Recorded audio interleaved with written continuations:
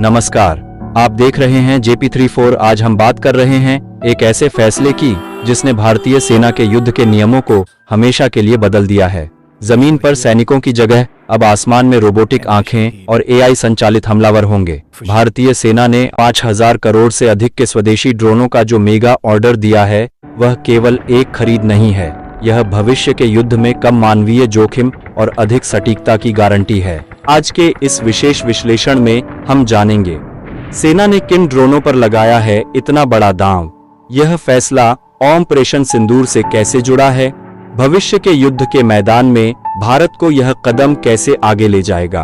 आइए सीधे इस ड्रोन क्रांति के केंद्र में चलते हैं। इस 5000 करोड़ का मेगा ऑर्डर सेना के सूत्रों से मिली जानकारी के अनुसार यह 5000 करोड़ का अधिग्रहण मुख्य रूप से मेक इन इंडिया के तहत किया जा रहा है, जो देश के रक्षा, स्टार्टअप्स और छोटे उद्योगों के लिए एक ऐतिहासिक अवसर है। इस मेगा ऑर्डर का बड़ा हिस्सा दो प्रमुख ड्रोन श्रेणियों पर केंद्रित है। लॉइटरिंग म्यूनिशंस, इन्हें आत्मघाती ड्रोन या कामिकेज ड्रोन भी कहा जाता है।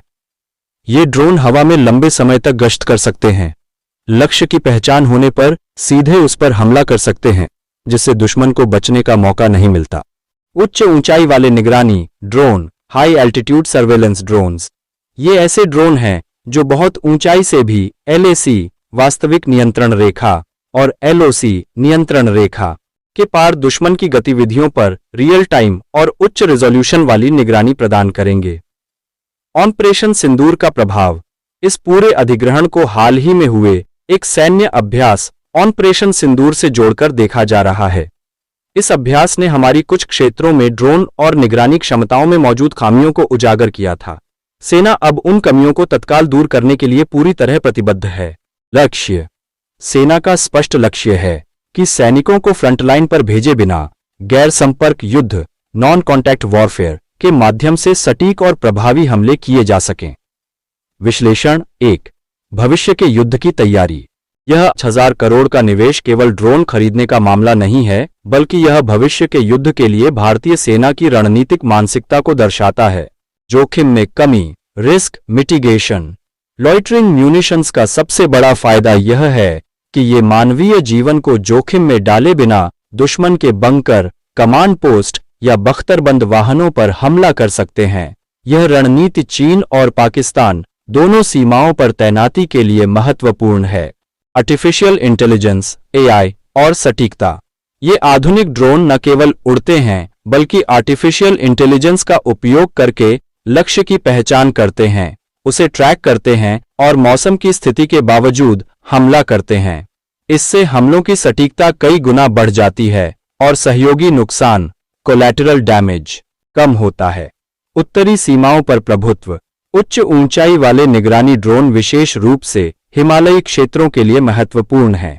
ये ऊबड़ खाबड़ और दुर्गम इलाकों में भी लगातार निगरानी बनाए रख सकते हैं, जहां सैनिकों की तैनाती मुश्किल होती है।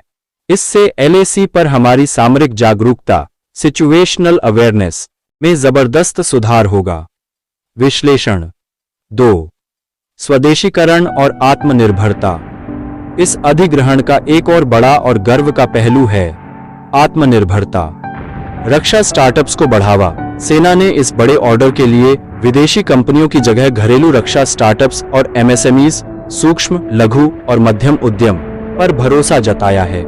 यह न केवल भारतीय उद्योगों को एक मजबूत वित्तीय प्रोत्साहन देता है, बल्कि उन्हें विश्व स्तरीय रक्षा तकनीक विकसित करने के लिए प्रेरित भी करता है। तकनीकी संप्रभुता, टेक्नोलॉजिकल सॉवरेंटी।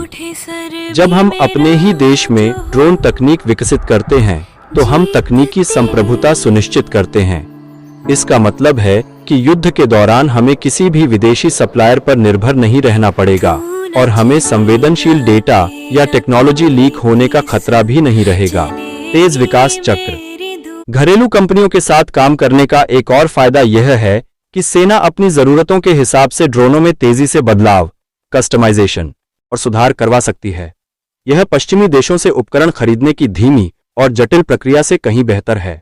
भारतीय सेना का यह 5000 करोड़ का ड्रोन निवेश एक साफ संदेश है।